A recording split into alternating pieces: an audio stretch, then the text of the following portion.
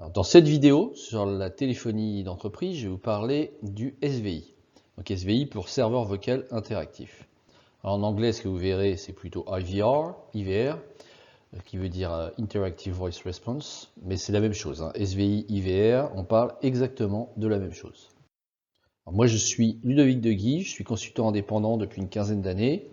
Alors, si vous voulez ne rien louper à mes prochaines vidéos, mes prochains articles ou mes prochaines formations, sur le sujet de la téléphonie d'entreprise, mais aussi la vidéoconférence ou la com unifiée, je vous encourage à vous inscrire à la newsletter, j'ai mis le lien juste en dessous. Pourquoi un serveur vocal interactif? Pourquoi un SVI? Alors c'est assez simple, c'est pour permettre à un appelant d'interagir avec un système de téléphonie de manière automatique, c'est-à-dire sans intervention humaine.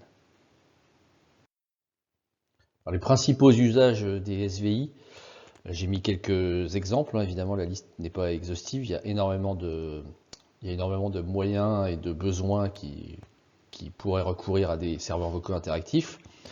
Alors, on a par exemple le standard automatique, quelque chose qui est très fréquent aux US et au Canada. Donc les entreprises américaines, enfin nord-américaines, ont tendance à ne pas avoir de standardiste humaine qui répond aux appels des gens, mais plutôt avoir un serveur vocal interactif avec des menus à choix multiples, éventuellement de la reconnaissance vocale, etc.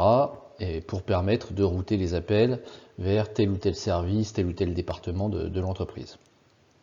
On peut aussi utiliser des SVI pour la diffusion de messages automatisés.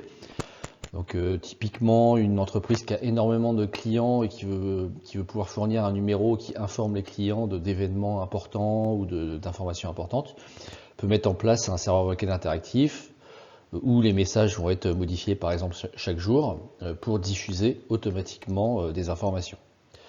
Les SVI sont utilisés aussi beaucoup dans les centres d'appel, surtout les gros centres d'appel, si on peut avoir des problématiques clientes très multiples. C'est toujours bien d'avoir un serveur vocal interactif pour filtrer un peu, pour préciser un peu le besoin des gens avant de les orienter vers les bonnes personnes avec les bonnes compétences. La consultation de messagerie vocale aussi, la plupart du temps on a un serveur vocal interactif qui va guider l'utilisateur.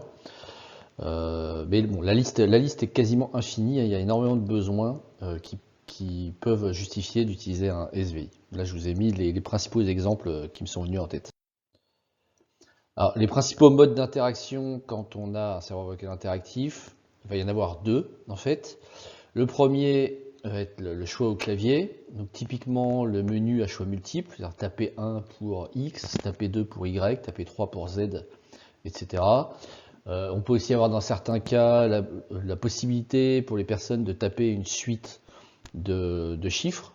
Par exemple, si chaque service a son propre numéro, si la personne qui appelle connaît ce numéro, elle peut le taper directement. Donc il y a certains serveurs vocaux interactifs où on peut avoir ce type de configuration.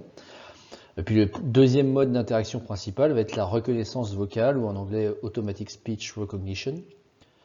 Donc vous avez sans doute l'habitude, si vous appelez des services clients de temps en temps de vos prestataires de services, vous allez avoir la possibilité de dire simplement ce que vous voulez. Et le serveur vocal interactif ne va rien vous demander d'autre, il va reconnaître ce que vous avez dit et va vous orienter vers le bon sous-menu ou vers la bonne personne, la bonne équipe.